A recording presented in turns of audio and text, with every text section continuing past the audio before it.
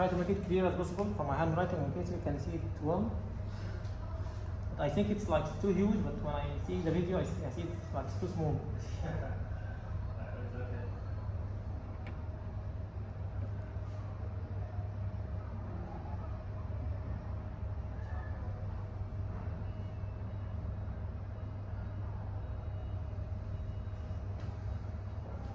Okay. We took the last time the divide and conquer like design. Do you remember? What is the divide and conquer design? Or what is the use of any design algorithm? Why do we think about design, or why do we take design?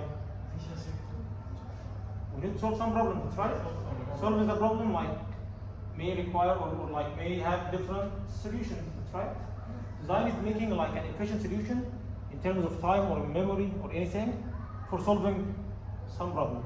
So in order to solve some problem, I'm trying to figure out or adopt some design that is well suited for this problem. Okay? Okay. What is greedy? Greedy means that someone like needs to take like the only one solution. Okay? I don't in Arabic يعني طماع. In English it's mean greedy. So greedy here. Greedy is mainly used for optimization problems, like finding some minimum or some maximum, like finding minimum or maximum, like minimizing the cost, minimizing the time, minimizing the distance of displacement, like maximizing the profit, maximizing the sum, anything. So it like solves problems which require optimization. Okay? Like generally optimization problems is solved using like greedy, maybe divide and conquer, not divide and conquer, sorry, greedy, maybe dynamic programming DB, or like branch and bound. Those are the three ways that solve optimization problems. So the most famous two is greedy and dynamic programming. And those ones we will take like throughout the course. Okay? Greedy tries to solve some optimization problems. Let's take an example for how greedy works. If I want to go from home to school, okay, going from like home to school, the hour now is 7 a.m. and the exam is only after 1 hour, which is 8 a.m. So I need to reach the school before the exam begins. That's right. Okay, I can have like many like solutions for doing that. I can go to school like by walking. I can go like by bike. I can go by bus. I can go by metro. And I can go by Uber, and etc. So on. Okay, is there any problem? Okay. For each solution, I will have like if I went walking, I will reach after maybe like 5 hours. But it will cost me $0. That's right. Okay, going with bike, I can go in 2 hours, but it will cost also $0. That's right.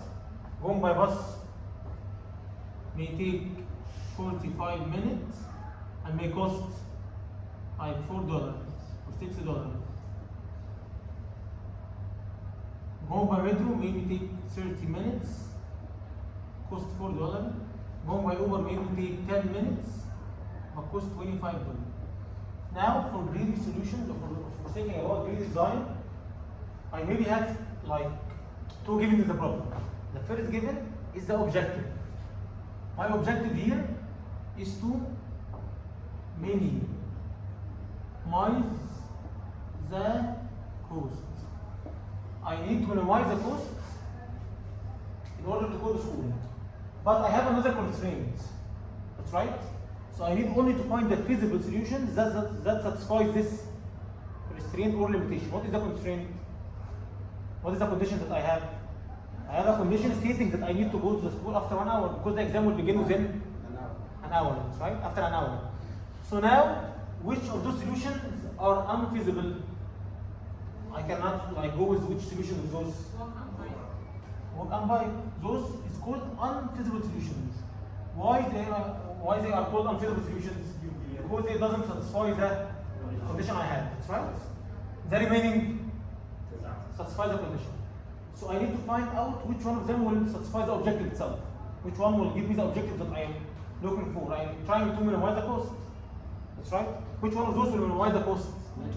So after getting the set of feasible solutions, I will pick up the best choice, which is called the greedy choice. So here I am picking. Okay, but like in general problems, it's not like that easy. I'm trying to figure out which greedy choice will each time I take, so I can obtain a global optimal solution. So here's the greedy, like the greedy is very suitable if each time taking the local optimal or the current optimal will lead at the end to the global optimal of the problem. But maybe some problems taking the local optimal at each step will not guarantee the global optimal. Okay? Let's see some examples. Before seeing some examples, let's talk about greedy properties. What are greedy properties? Greedy properties. What are the properties of the greedy design? The first property is optimal substructure. This is very, very important. What is optimal substructure? Optimal substructure. What is optimal substructure? It's the same, like this optimal substructure also applies for divide and conquer and for DB and for greedy. Every design you will take, like DB, divide and conquer and greedy, all applies optimal substructure. What's meant by optimal substructure? Let's like revise for merge sort. Do you remember the merge sort? If I have an array of size n, how to solve this optimally? Sort it. How to sort it? I need to simplify it to smaller sub-problems. So to solve this optimally, I need to have the sub-problem solved optimally. So it means solving a problem optimally contains the solution of the sub-problem optimally. That's right. How can this be solved optimally? Using the same method, or using the same way, that's right. Okay. So here, optimal substructure means that global optimal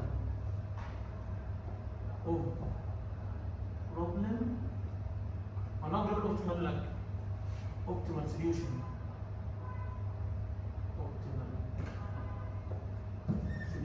Of problem contains optimal solution for sub-problems. Okay? So solving this optimally contains solving a sub-problem also optimally, using the same way. That's right? That's what's called divide and conquer. That's right? So optimal substructure allows for greedy, for divide and conquer, for dynamic programming, which we will take about later throughout the course. Okay? You understand? Can you work on? Try to focus. So now, the optimal substructure means what? Means when I have some problem, in order to solve it optimally, what should I do?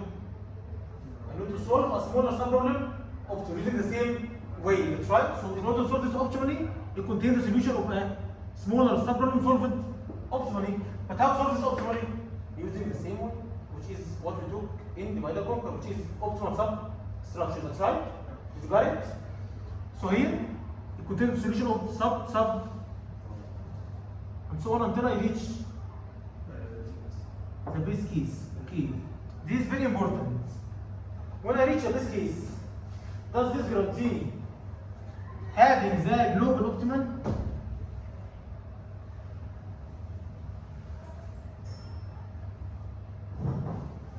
This is the question I need to ask about. Understand?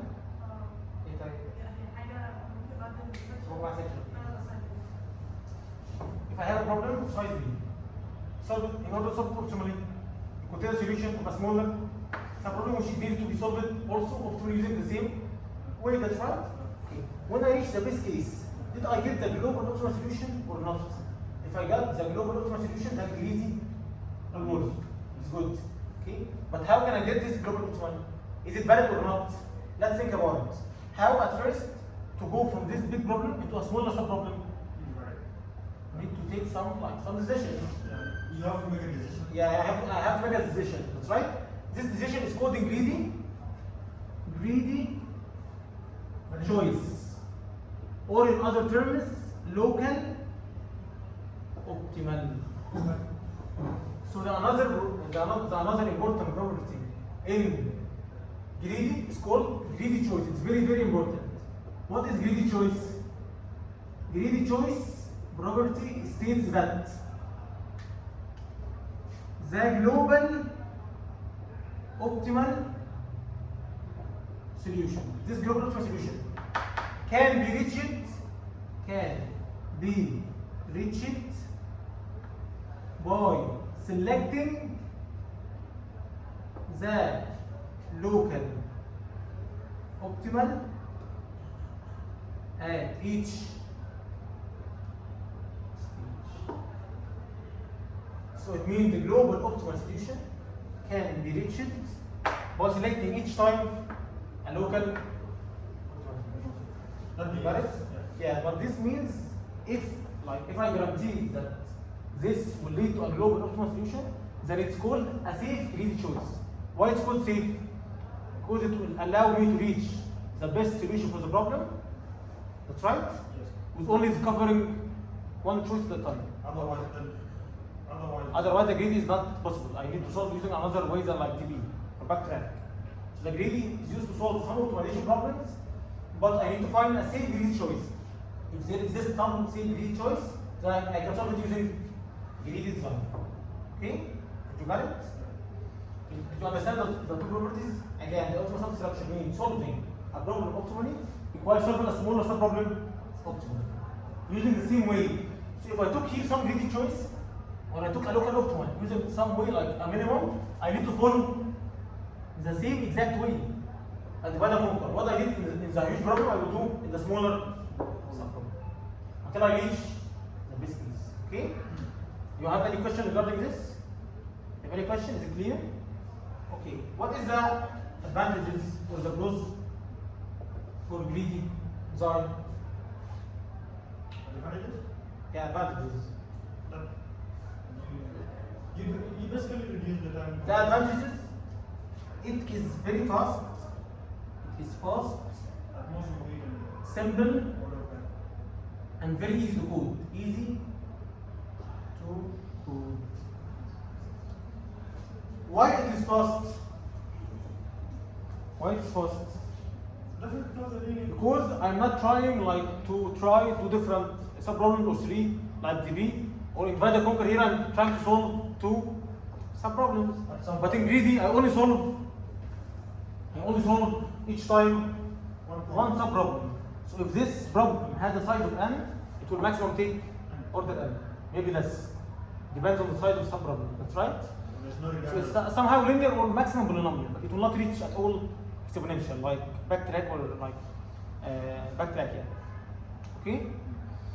So this is very, very important. Did you got it? Okay. But what is the disadvantages?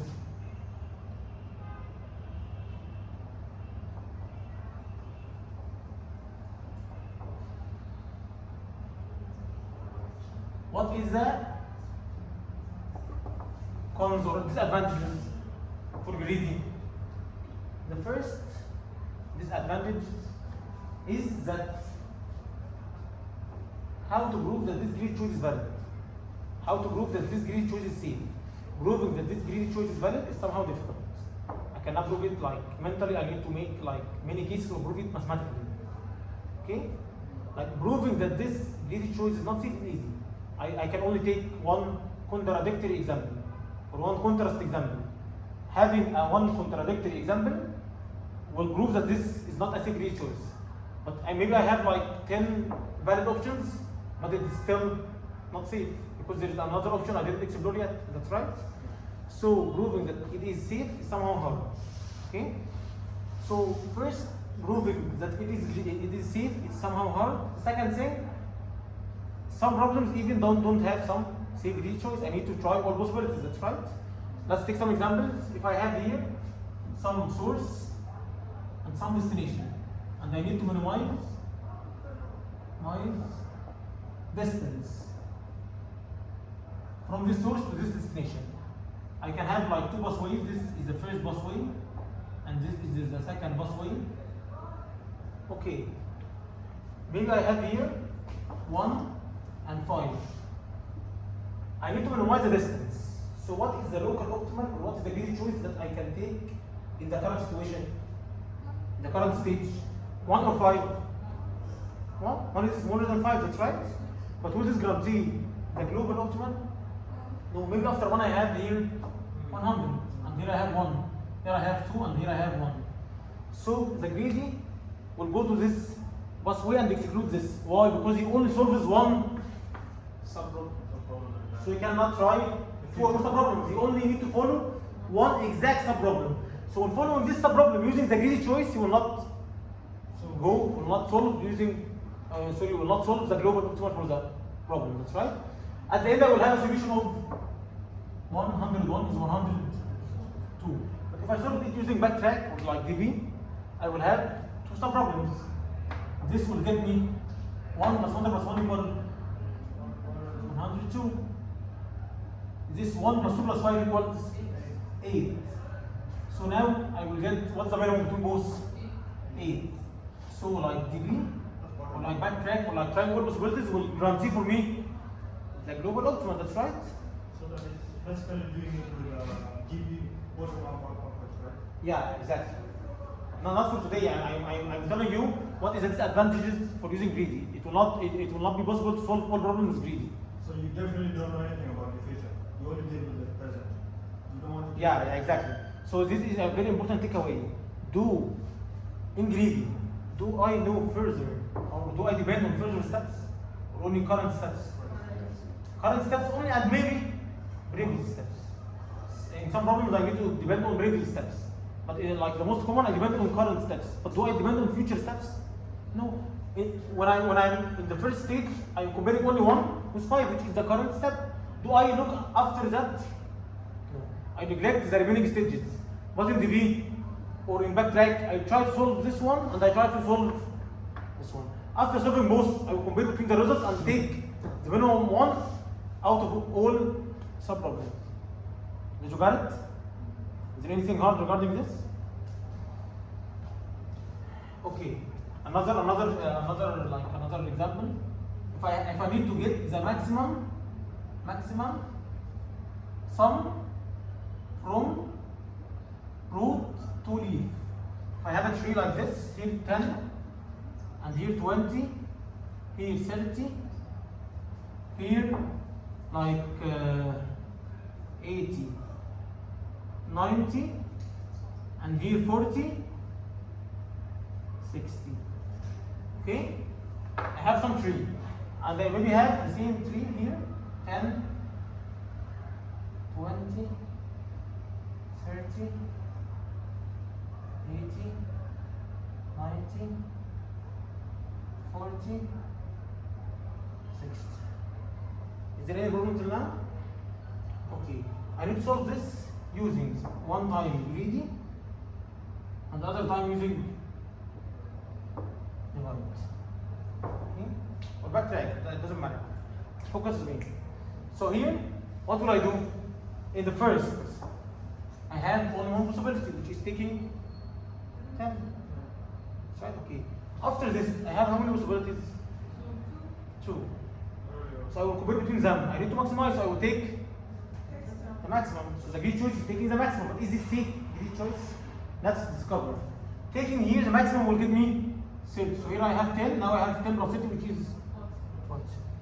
And then which is larger, 60. So now I will have 100.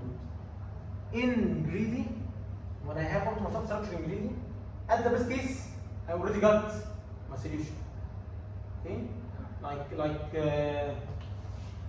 In divide and conquer, I try to solve the problem. I simplify it to smaller subproblems. When I reach the best case, I get solutions for the best case, and I begin to combine those for the other subproblems, right?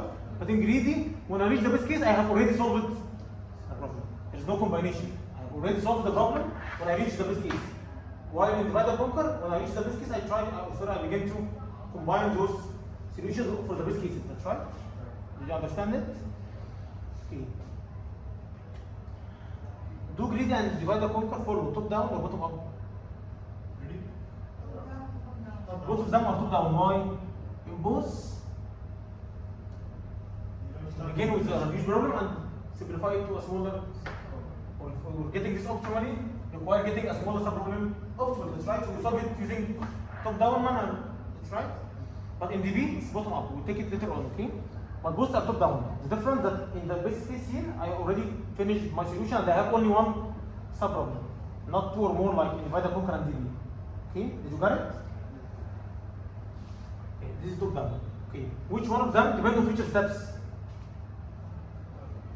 DB and divide and conquer and backtrack, all of those depend on what?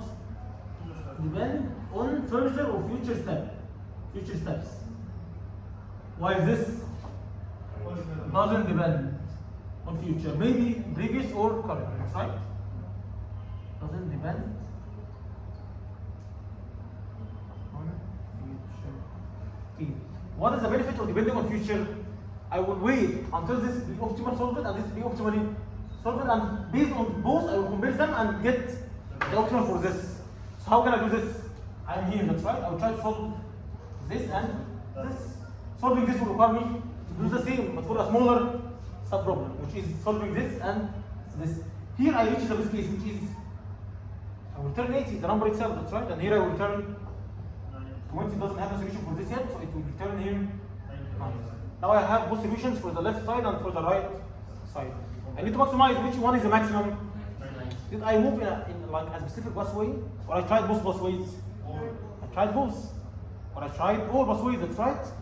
The maximum is 90. 9 plus 20, 110. So here I will go to the 10. Is this solved yet? No. I will solve it using the same way. I will go to the right side. The right side is not solved yet. I will solve the left and the right. The left is the best case. So I will get 40 and I will get here 60. 60 or 40 is bigger. 60 is bigger, so here 60. 60 plus 30. 90. 90 plus 10. Sorry, 90. So 90 and 10 or 100. Here, sorry, here. 90, sorry, here it's 90.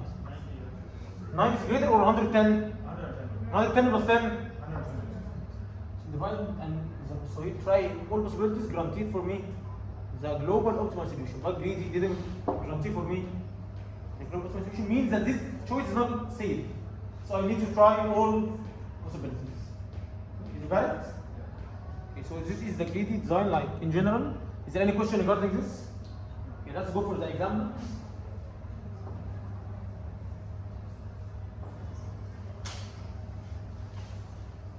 So in order to revise fast, first, greedy is a top down or bottom up? Top down, like the weather components, right? What's the properties for greedy? The same properties for divide and conquer, which is optimal substructure, means solving a solution of a problem optimally requires solving a smaller subproblem optimally using the same way. That's right. And the greedy choice means taking the local optimal, and each solution guarantees the local optimal, the global optimal for the whole problem. But the greedy choice is not always safe. So if it's not safe, I need to like go with another design. You got it?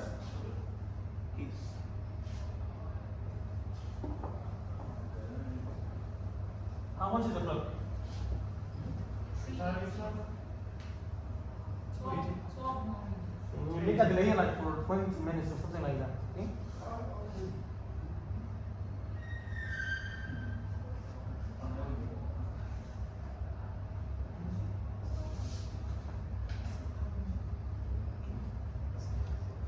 Focus me. This is very important. Okay? The first problem is called task scheduling. I need to schedule some tasks on a CPU, okay? I have some givens. In the exam, or like when you solve a problem, you will have like a huge description, you need to simplify it to a small bullet point so you can understand the problem better, okay? So the first given is what? He tells you that there is a set of n tasks. There is a set of n tasks, okay? Each task each task has processing time B of R. Is there any problem till now? Each task has processing time of B of R. Okay, the third given is CPU can run one task at a time. So the CPU can only run one task at a time. It cannot run like many tasks at the same time. Is there any problem till now? Is it clear? Can you focus? Yes. Do you understand? Yes. Okay. The last thing. This is a very important given. He's telling you that the tasks run in a non-primitive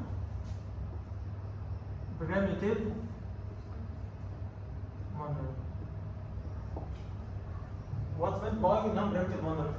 You run for the daily finish. Yeah, it means that the task cannot be like interrupted in the middle.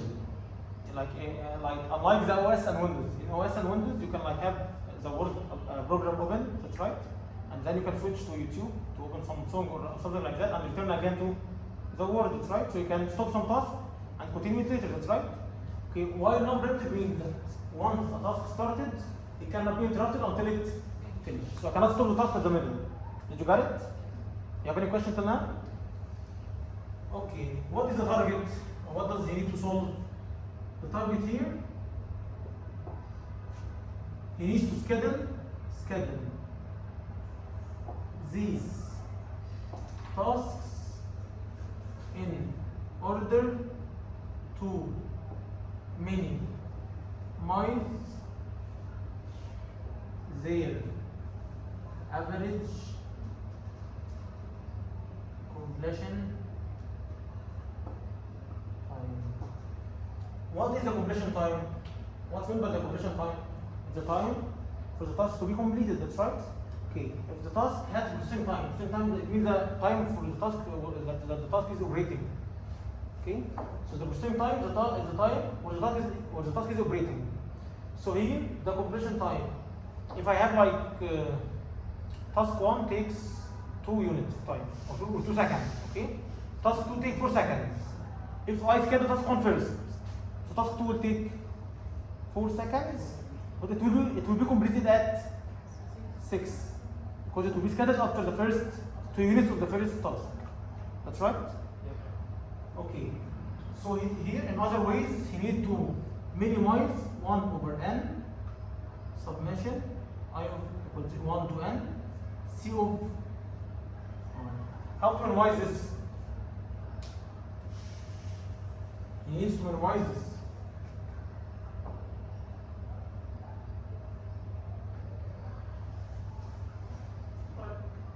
Okay, first, in order to prove that our design is good, we need to first see the behavior of the native or the brute force solution. What is the brute force solution here? Or what is the naive solution? Sorry. What is the naive solution of brute force? Trying all possibilities. Okay, what is the order for this trial? Or for this logic? It's n. Exactly why? Why? هنقعد نحسب بقى على حسب عدد التسييس دي You have to check every item with all the possible items and then run for all items, as you say. Yeah, exactly. At first, I don't know how to schedule them, so I need to try all possibilities. Like permutation, that's right. I need at first step to try all the n tasks. But the second step, I'm left only with n-1 tasks, that's right. So let's take an example. If I have something like this, here I have how many tasks? I have total n tasks. How to fill this entity, this entry? How many possibilities? I can try task 1, 2, 3, or n. So here I have how many possibilities? N possibilities for the first one, that's right? For the second one, I will have. For the last one, I'm only left with one task unscheduled. So I will go with it. I don't have another option, that's right? So here I have only one option. So when multiplying those options with each other, because here I'm trying all possibilities, I multiply n by n minus 1 till 1. That's right? So I can schedule these tasks in n factorial, and then I can pick the minimum completion average time. But that is not is unpractical, like in computer, that's right? Like if you did 50 factorial, it will go like very large beyond infinity. Something not beyond infinity, but like beyond the calculator limits. Okay? Or 100 factorial, it's very large. The growth rate is very, very large or very fast. So you should try another, you should adopt some design which is suitable for this problem. What is the design suitable for this problem? Let's think about greedy. Is greedy suitable or not? Is it suitable? Because you are taking it in this lab? Why is it suitable? First, let's formulate the substructure, the optimal substructure. What is the formulation of the problem itself? What is the size of the problem? It's n. I have n tasks, that's right? So the problem size what? Size n. What is the subproblem? Taking one task will like make me left with n minus 1 tasks. So subproblem having to solve n minus 1 tasks optimally, that's right? Having to solve this optimally will let this be optimally after choosing some greedy or local optimal. Right? Is there some greedy choice that makes me pick the most suitable task to be scheduled right now in this stage? If I have some greedy choice, it will be applied the same for n minus 1 and so on until I reach. Is there some greedy choice? Let's think about it. Do you have any solution for that? Yes. Maybe now, tell me. You can arrange all, like reorder or sort all the tasks by the ascending order of the. Yeah, exactly. This is a very good idea. Would this work? Yes. Why? If I have like 2 tasks, the first task has time 2, the second has time 6. What is better? I have here how many possibilities? 2, 6 or 6, which is 2 factorial, which is 2. If I have 3 tasks, I will have 3 factorial, which is 6. 4 tasks, factorial, which is 24, and like then 24 by 5, and so on. It will 120, and so on. It will like go very fast. That's right. But for this, it's better to schedule 2, 6. If I schedule 2, 6, what will happen? 2, and this will take 6 after the first task has ended. That's right. It will end at 8. So the average here is 2 plus 8 over 2, which is 5. That's right. If I schedule in the opposite way, 6 first, and then 2, it will be 8. There's a very important thing. Both or any scheduling will end at the same time. All the tasks will end at the same completion time. But what differs here? The previous tasks. Here's the previous task ended at 2, while this ended at 6. But all of them will end at the same time because all of them will be scheduled. All of them will be scheduled, so all of them will end at the same completion time. But the difference, how will they be scheduled? You got it? 6 plus 8 will be equal what? 6 plus 8 over 2, which is 7. Who is larger, 5 or 7? 7 is larger, so we'll go with 5, which is our optimal solution, that's right? So scheduling the minimum will guarantee our global optimal, that's right? But how to prove this? Like, you can, in the exam or when you solve some problem, you can like always think, but I cannot get some contradictory example, or I cannot get some contrast example, but maybe there is an example that breaks this rule, that's right? So if you are sure that your logic is correct because you are mentally sure that you are accurate, okay, go with greedy. But if you are not very sure, you can try to prove it. It's better to prove it mathematically. How can you prove it mathematically? What we do need to minimize it. We need to minimize this formula. What is the variable in this formula? What is changing in this formula? The completion time. So we need to minimize this in order to minimize the whole formula, that's right? So minimizing this C of I. C of I equals what? Let's try to formulate it. C of I equals what? What is the formula for C of I? C of I equals what? The completion time of task I. Let's say task I is 10. The completion time for task 10 equals what? The finish time. The completion of all previous tasks plus the current Right task. task time, that's right? The current task time, same time. The completion time of task I is equal to the completion of all previous tasks plus the middle task time. yeah, total task time. Right. How can I get the previous task completion time? I minus 1, that's right? In order, it's very important. C of I minus 1 holds the completion time for the last scheduled task. That's right? So the completion time of I equals the completion time of, if we say I equals 10, the completion time of task 10 equals the completion time of task 9 plus the current scheduled task. That's right? How to minimize this formula? How to minimize this formula? I need to minimize both sides, which is this and this. That's right? In order to minimize this, I need to minimize both sides. What is the first side? C of I minus 1. That's right? Okay. In order to minimize this, I need to continue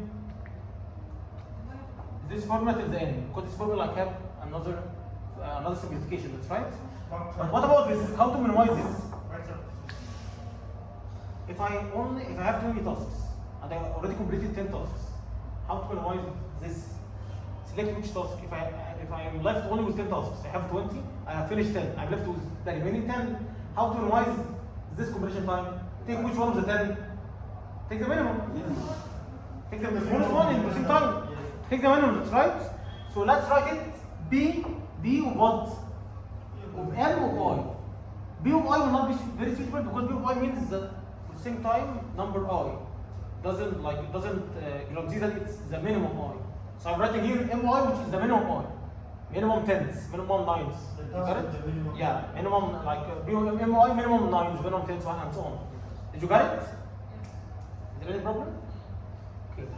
How to formulate this? I need both minimum. Now I guarantee that this is. I'm sure that this is minimum because I'm selecting the minimum from the remaining tasks. What about this? How to get this minimum? Using the same way, I will take this. C of I minus 1 equals what? The completion of I minus 1 depends on the completion of all previous, which is I minus 2, plus B of M I minus 1 minimum. You got it? So this is minimum. What about this? I can solve this minimum. So I will continue until I reach what? C of 1 equals what? The completion time of the first task equals what? Is there any task scheduled yet?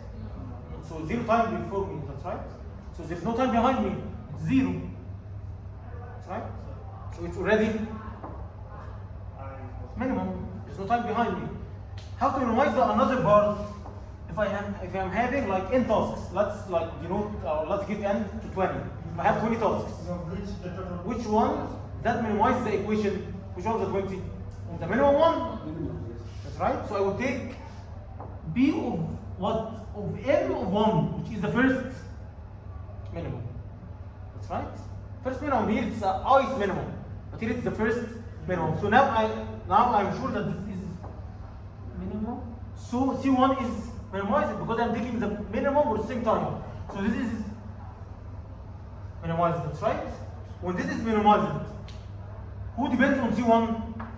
One of them, or the previous, which is, one of them is C2.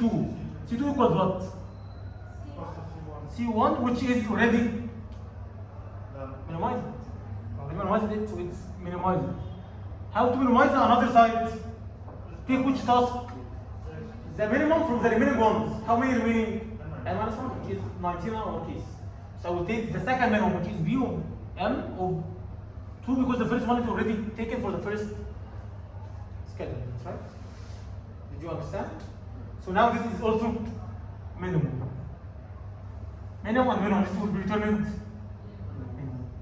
Minimum, this is determined to return for the above minimum and minimum and minimum until I reach this sub-problem. It will be determined minimum, and I will select the minimum i's, which will be minimum, so it will be minimum. So this will be determined minimum for this. Minimum and minimum, so this will be determined. Do you understand it? You got it?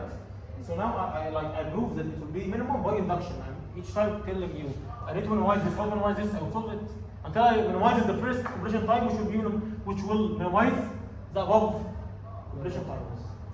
That's right. So it's minimum. Single choice, yes, I have proved it. So it will work. Did you got it? Did you understand? So what is the pseudocode? What is the pseudocode for this? First I will do what? I will sort using what? Merge or quick, which is exact n. If I didn't sort, I'm saying here I will take, what is the greatest choice here? Taking the minimum from how many tasks? Possible choice. Minimum B of n, like from n tasks, that's right? And here from n minus 1. If I solve it using this way, if I need to get the minimum from n tasks, what is the order? I need a loop for n tasks, that's right? So it will take n. For n minus 1, it will take n minus 1, n minus 2, which is n plus n minus 1 plus n minus 2, which is summation I, which is n plus n multiplied n plus 1 over 2, which is n squared. That's right? But is this better or sorting? Sorting is better, that's right? So now when we sort, now I don't need to make this, that's right? Because the processing time is already, the processing times are already sorted, that's right? So now B of 1 will denote what? The first processing time, which is the minimum 1. So now I can write it how I can, because I now guarantee that the first processing time is the minimum 1 and second is the second minimum, so I can write it B of 1. And here B of, and here B of 3, I minus 1, 4, I might don't follow the previous. I'm talking with robots. Did you understand? Okay. After sorting it, I will have some variable which is sum equals to what? 0. Okay? And the completion time will be equal what? C of 0 equal what? C of 0 equals 0, that's right. Because the completion time of 1 depends on the previous, which is. You got it? Okay, I will loop from what? From I equal 1 until n. How can I calculate each time in the loop? It's the completion time of I. The completion time of I, which the first time is 1, equals what? What's the previous 1, which is 0 now? It's C of I minus 1 plus B of that's right. But it may be like B minus I minus 1 because we are beginning with 1, but it doesn't matter. It's some index. Then you get the idea, and then I will add the sum. How to get the sum? Sum equal sum plus C of each time I will add C of I. I will return what? I will return the sum over the n. So the code is very easy. It's n log n. What is hard is proving that the greatest choice is safe. So it guarantees the global optimal for the whole problem. Okay? This is what we need to consider. But in the exam, I cannot like prove each time that it's using this way. Okay, the exam will end and you will not prove it yet. So you need to like think it in a like somehow logical way. If you like see that all the cases in your mind will work great, you can go with it. Okay, but it's better to prove. But if you are very good in math, you prove it fast. Okay? There is something called Matroid method, Matroid series. Like it helps you to prove greedy methods or greedy problems. You can look over it. It's self-study. I think it's Matroid or something like this. It's in the document. You can go through it from the document. Okay? You have any questions now? You have any questions regarding the problem, or it's clear? For the particular problem. You have any questions? No. How much is the clock now? 38. Say what? 38. 68? Shit. Right. Okay. We need to wrap.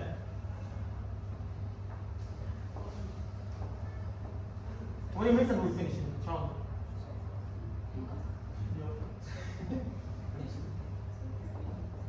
20 minutes or 10 minutes.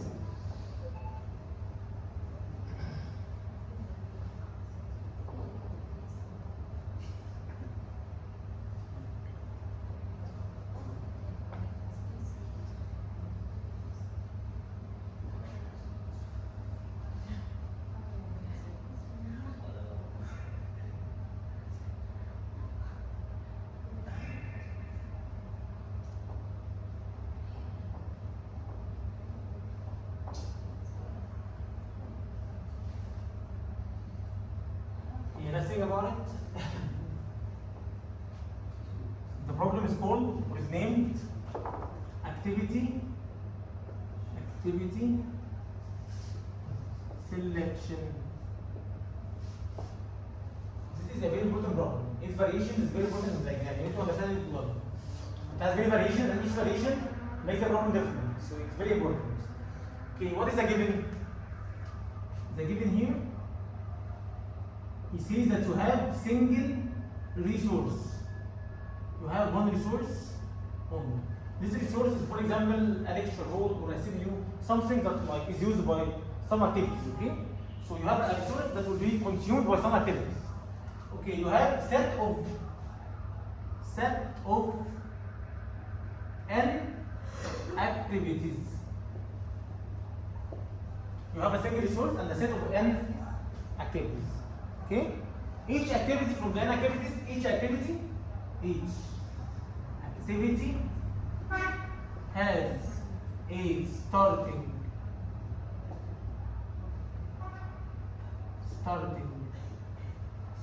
time S of I, or S of I like this, and finish time F of I. Each activity has some starting time and some finish time. Okay. What is the target or what he is trying to solve? He is trying to find maximum size subset of compatible activities. What's meant by compatible activities? Compatible means non-overlapping activities. Very important. Non-overlapping activities. What's meant by non-overlapping activities? Okay, I have like single resource. This single resource maybe like a lecture hall or CPU or something like that. Okay. In this resource, I need to consume or I need to use some activities. Okay, but I have some condition. This activities has start time and finish time. Okay, but they cannot be overlapping. They should be non-overlapping. They cannot be overlapped. What's meant by this? If I have some task I, so some activity I and some activity G, are those overlapping or not?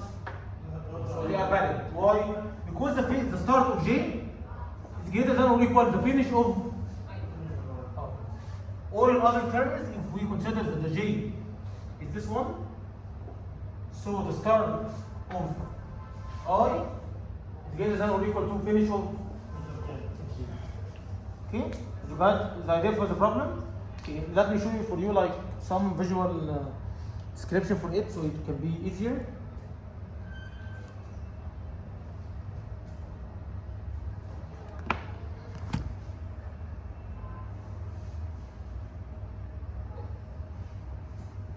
Okay, let's think about it.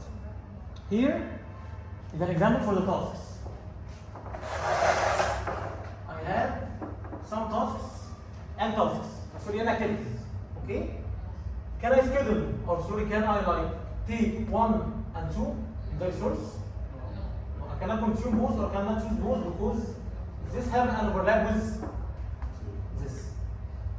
And the condition that it will be not satisfied. He tells you that all the tasks cannot be overlapped. There's no overlap between any tasks. Okay? So I can take, for example, 1, 2, not 2, 1, like 10, or 1, 6, 1, 6, 11, any non-overlapping tasks. How many possibilities I have? What is the naive or brute force solution here?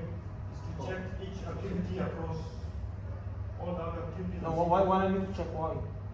What's the benefit of checking? You first look at the first activity, right? The first activity. Yeah. Will you take it or leave it or you don't know? No, you take the first one, check. Why? Why you take it? You don't know. You need to try all possibilities. You don't have any hint. You are now like providing some heuristics that you will take someone. Why will you take? You can take or leave. You don't know. You need to try all possibilities. That's right. Trying all sets will include taking this or leaving this. You cannot guarantee taking it or leaving it. That's right. You will try both. So for this one, you will have how many possibilities? 4. 4. Why 4? Because you usually check the possibilities, right? Here, how many possibilities do you have here? For this one task. For this one activity. You can take it or Leave it. the other possibilities only two. So it seems Options, right? Options here. Yeah, so you will have two for the first one, two for the second one, two for the last one. Last one is n. So this it's is n. 2 power n. It's exponential. But there's something important. It may be like upper 2 power n because when you take this, you cannot take this. You should only leave it. You don't have an opportunity to take it because it already overlaps with some of the scheduled activities. That's right. So you need to consider this. You can solve it using two ways in brute force. You can get all the subsets from the problem, all the possibilities, which is 2 power n, and then prune the overlapping ones. Remove them. Or when you solve it, you can check for overlap. If there is an overlap, you will not take. You will only leave. Did you got it? Yeah, leave it, and for the next one, you will try taking or leaving if it's a feasible solution. If it's not a feasible solution, you only will leave it because there's no option to take it because it will overlap, and so on until you finish all the activities. Is it clear? What? Not clear? Okay, I will say again. You want to schedule those. Okay, how can you schedule them? How many possibilities? For each task, you can take it or leave it. You are not sure. Taking it will always include this in the all subsets, but maybe you need all the possible subsets. So to get all the possible subsets, you need for each activity to try taking it or try leaving it. That's right. So how many possibilities do you have for each task? 2. Right? You will take this or leave this. And what about this? Also, you will take or leave. So you will have n tasks. For each task, for each entry, you try to take or leave. So you have 2 possibilities for n tasks, which is 2 power n. But it's another power maybe because if you took some, they will distract the others because they will make an overlap. So you only have one subproblem, which is leave, because it's overlap, so you cannot take at all. That's right. Okay. Can you give me some suggestions or some opinions? How can you solve this?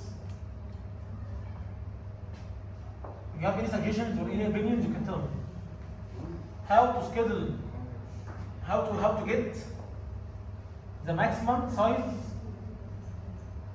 subset of activities that can be scheduled? Choose max size subset of compatible or non-overlapping activities. For this problem, how many activities can I take?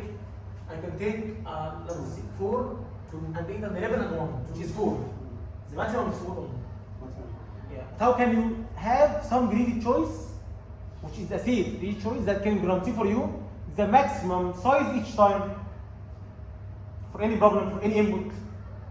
When you prove a greedy choice, when you prove that it's correct, you need to prove it, or you need to work for any input, not for some specific input, any input. Okay. So how can we get some general proof for this, or how can we think about it? Should I schedule the minimum duration? Let's think about different possibilities. Would the minimum duration work? Yeah, Let's think about the minimum duration.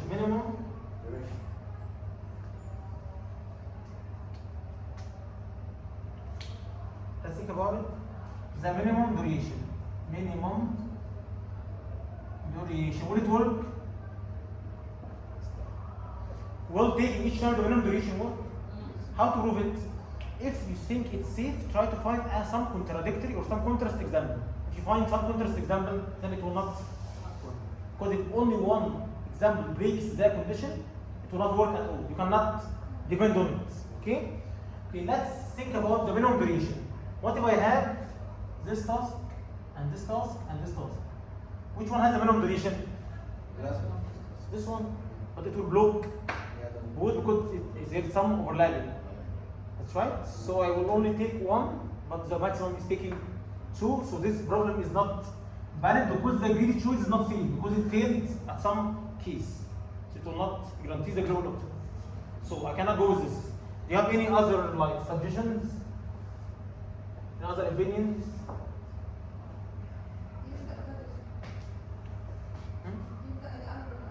Okay, good. Earliest start time. The one that begin as early as possible. Would this guarantee the global optimum?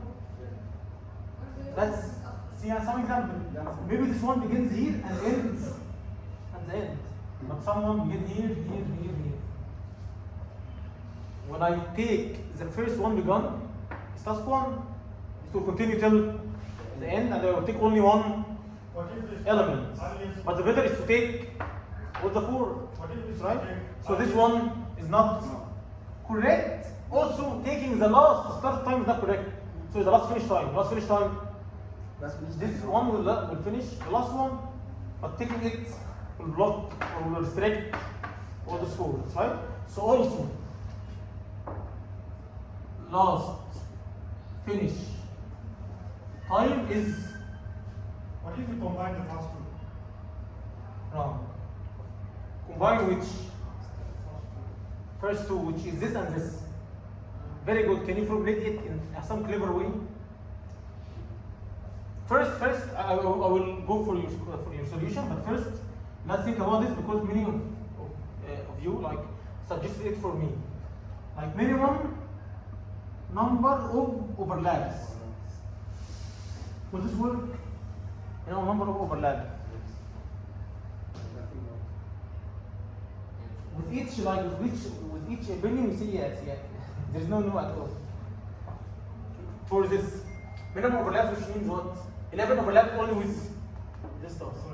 But this overlaps with 1 and 2 and 3 and 4. This overlaps with 1, 2, 3 and 4. This overlaps with the minimum one is 11. So should I begin with it or is it not safe to work in this example? But in other examples, or I'm not sure will it work or not. Will it guarantee a global optimal or not?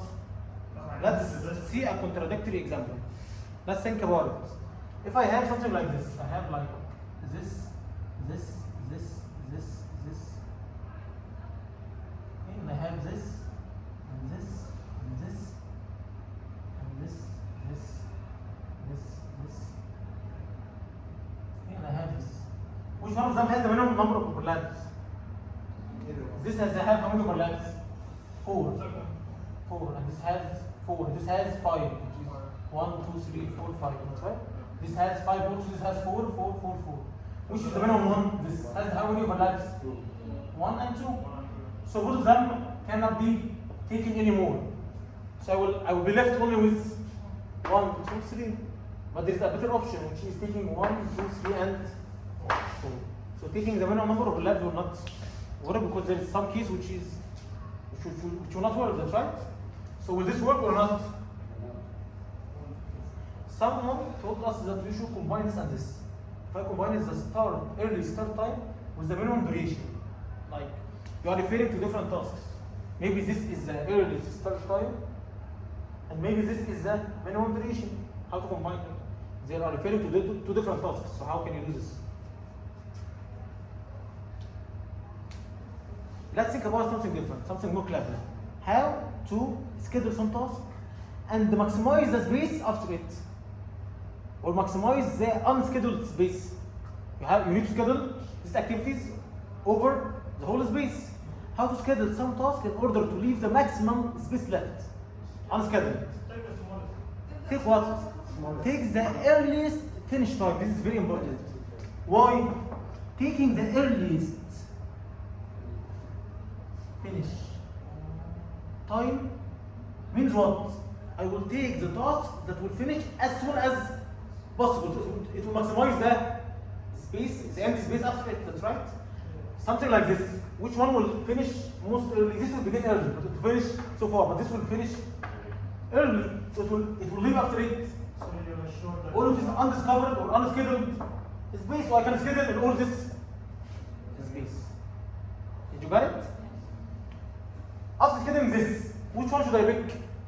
The second one that has minimum, fastest or earliest finish time, which is this one which will leave all of this space. And so on, so I will take 4 of them. Okay, can you find another alternative for this, which will work also? Here we are maximizing the maximum possible space from our left. How to maximize the maximum possible space from our right?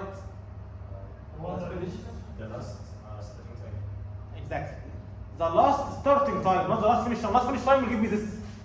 But what is the last start time? This last start time. Start the last activity. It doesn't matter at which time it will end. It doesn't matter. What matters is that it is started as later as possible. So it will maximize the space behind it. You got it? Why? Let's see it. Taking this will maximize Whatever that remains. what is space behind it. Because I took the last start time. So I'm sure that this activity is the one that will be maximizing all the space behind it. Or any other activity will have a smaller space behind it. This will have the highest space behind it because it's the largest possible last starting time. Or it's the latest starting time. Did you got it? So either this or the last start time will work well. Is there any problem till now? Did you got it or not? Okay. How to formulate this in an optimal substructure? In the exam, he will tell me the optimal substructure. So we need to think about it. And what's the great choice? What's the optimal substructure? The optimal thing is the thing that I try to solve. You can like cheat it from the question itself. What's the target here? Maximum size and activities. That's right. So I will write it here exactly as the target. This is the objective, which is the optimal solution. Getting this is the objective is the target or our objective. That's right. So here, what is the objective? Maximum size of what? Maximum size subset of n activities. This is the optimal problem. How to solve it? In order to solve this, I need to solve a smaller optimal subproblem. How to solve a smaller optimal subproblem? How does this problem decrease? The same thing, but Same thing, but for only n minus 1. Because at the time I choose only one activity. But if I choose two activities, it will be n minus 2. But here in this example, I choose only one activity. So it will be the same thing, the same objective, but for n minus 1, which is exactly the same for divided by. But how to go from this to this state? Using the local optimal or greedy choice. What is the very greedy choice here? As we proved, either this or this. Taking this or this will make me left with another smaller subproblem with size of n minus 1, but I'm sure that the greedy choice is safe. Because when I reach the best case, I'm sure I'm having the maximum size subset which I was trying to get for my target. That's right? Okay, what is the greedy choice? Why is it safe? You will tell him because it maximizes the unscheduled time remaining. When I schedule the earliest start time, the earliest finish time, this will finish here. So I'm maximizing the unscheduled remaining time because I took the earliest one that will finish as soon as possible. In the opposite way, taking the last start time. The last one starting will only have overlap after it, but there is no for it. I'm leaving before it or behind it the largest possible unscheduled time. Did you get it? Okay, so here I completely stop or end. Did you get it? Did you got why it's an upper bound? Because taking and leaving is not always an option. You should take or leave if there is no overlap. But if there is an overlap, you are sure that you should leave because this solution is not valid. You can prune afterwards, but it's not optimal. You should prune. But you can say that it's the exact order to or end because you are pruning afterwards. It depends how you can solve it in brute force. Okay? because you have two factors. Yeah, two trials. But if you took someone, the another one may have some overlap. So taking it will not be a solution. You should only leave it. But you can try both and at the end prune your subsets. But here he's talking if you each time only if you took this, you cannot take this, so you only will leave it because there is some overlap. Did you got it? Is it clear or do you have any questions for now? Yeah. Here is, as I told you, here is the optimal substructure. We are trying to get maximum size set for n. It includes an optimal solution for getting maximum size set of n. But after choosing a safe, greedy choice. Safe doesn't mean that it's safe in this stage. It's safe when I reach this case. When I reach the final solution for the problem. Okay? Because here it's called local optimal. Local optimal means the optimal solution for this current stage. But is this local optimal for the whole problem? Yes. So it's safe for this example. Okay? But all other those is not safe. Maybe they are safe for some cases, but not safe for the other cases. But this will be safe for any possible content for the activity. any possible shape or any possible formulation for those activities. Okay. Let me ask you, is it only the in greedy? Can you have preemptive version of the sample? You have what? The preemptive function, like the one that we have only been talking about non-preemptive, like in the other part of the video. That one was non-preemptive. Yeah. I'm saying this is very important because for these problems you have many variations. You can have primitive with intersection, without intersection. You can have multiple holes. There are very there are many variations for those problems. So you need to understand it very well. You need to understand how to think about a CVD choice for each different variation. It's very important to practice on those. The key is not hard at all to code, but what is hard to prove? How can you prove that this is correct and this is not correct? You can in the exam get the first idea which is this and don't have time to prove it, so you can solve it using it, but when you solve a lot of problems, you will get the idea much faster. So this is very important. Okay. Here's some contradictory example for each one, as we said, as we made exactly here. Okay, you can take a look over it. The one that will work as a C3 choice are those two. Is there any problem for those? One of them will maximize the remaining time on the right, one of them will maximize the remaining time on the left. Both of them do the same objective, but there's some important takeaway. Will they give me the same subset? Here is telling you I only need the count. So the count will be greedy, but if you told you I need all the subsets, all the possible subsets, you need to try. There's no greedy here. Why? If you told you that you need all possible subsets, the subset itself, the activity itself, not the count. Here I can have, if I took the earliest finish time, I will, which one first? No, one. Earliest finish time is one? Yes, it's 1 year. What's the next? Two. But it is, do you remember in the section, I told you that there are some feasible finish and non-feasible. Is this feasible or not? No. Because it doesn't satisfy our conditions or our constraints, that's right? So what's the next? 5.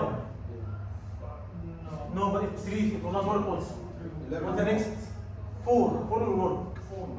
So 1, 4. What's the next? You will be checking the 8 earliest or 9? 8. And then 11, which is 4. But going the other way, you can get 11 is the last start time to leave the maximum space. What's the next? 8. No, last start time, which is 9. Both of them will be correct. If you need all the subsets, you should try this and this. There's no greedy because you try 2 possibilities. You can try this one and this one, both of them will give you the same solution but different subsets, that's right? So you can take 9. If you took 9, That takes you to 4. 5. 4. Last start time, 4. That's right? And then 1. But here you have how many solutions? 1, 4, 8, 11, and 1, 4, 9, 11. So the greedy will give you only one of them, not 2, not both. That's right? In order to get both, you should try this one and try all of them. But maybe there's some clever way to prune them, but it will not be absolute greedy because you are trying some situations. If there is some tie, there is some tie in the starting time. So you should try this, and you should also try. Like you're trying to get a combo. Yeah, you have a try, so you have a tie for both of them having the same last start time. So which one to schedule, this or this? You should try 2 possibilities to get all of them. But here he only asked you about the count. So in order to get the count, you always have a greedy choice. Did you got it? Do you have any questions till now? So what's the complexity for n, as we said? What is the complexity for the greedy? We need to sort based on the earliest finish time in ascending order or the last start time in descending order, right? So we need sorting in both situations. So it will be n log n. So it will be n log n. You understand it? So what is the pseudocode? Is there any restriction for the first one? If I'm sorting using the earliest finish time, is there a restriction for the first one? I'm sure that it will not overlap because it's the first task. So I will take it without checking for any distractions. That's right? Okay, when I move for the second task, if I have this is the first task, and second task will begin here and finish after it, but here there is some overlap. So this is the second earliest finish, but I cannot take it because it's unfeasible. And that is what we talked about in the first section. We said that we need to take our greedy choice, but only from the feasible. If I have a non-feasible solution, I cannot take it because it violates my conditions. That's right. So I will check. This one is the first one. This one has a start time before this finishes. So there is some overlap. So I will need to skip this one and go with this one. That's right. This one will work or not? Its start is after this finish. So there is no. So now, when I take this one, should I continue checking with the finish time for the third or for the first? For the last one, which is the third. That's right. So this is why he's updating the index. Now, if there is no overlap, here he is checking. If it is visible, he will append it. If it's not visible, he will continue to see the next one. If he appended it, he will update the index to be compatible with the last valid task or last valid activity.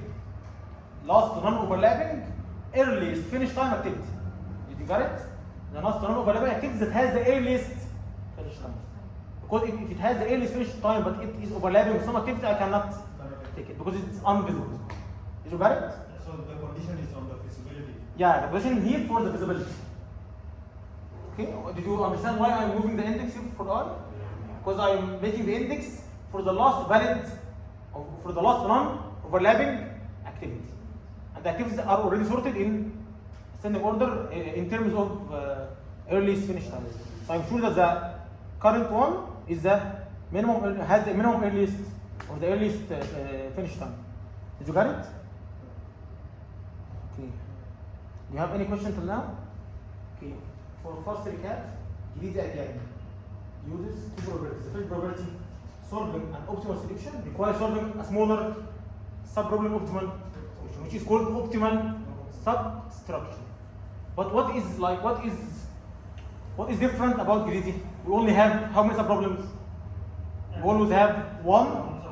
Unlike divide and conquer and and backtrack, we can have many sub-problems. So it's a special case of optimal substructure. What's the greedy choice? What's meant by greedy choice? It means that it guarantees the global optimal by taking each time the local optimal at each stage. Does that guarantee? It guarantees that it's a CVD choice. If it doesn't guarantee, it's not CVD choice. Here, when he asks you about those, he can ask you about the exam, what proof it's greedy choice. You tell him without proof here because it's logically proven.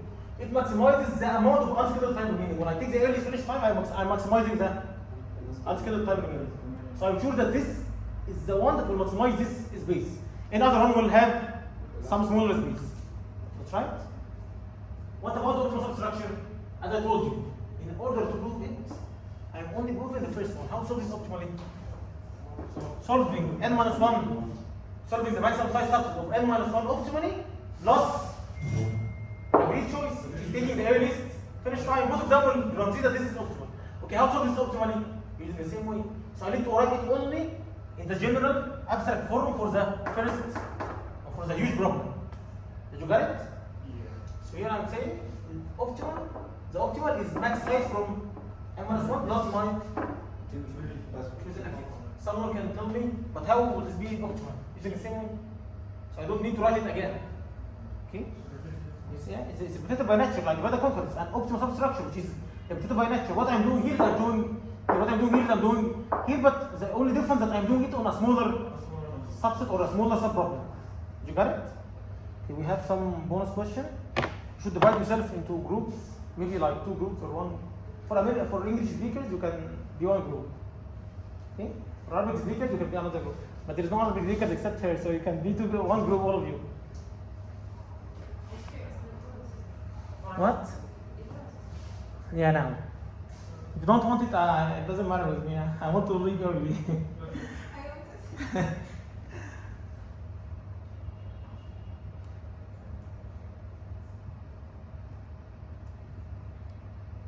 Let's choose another problem. Okay. Here he tells you a loving daughter decided to prepare a gracious gift for her parents. She bought one basket and decided to fill it with the most expensive fruits from the supermarket.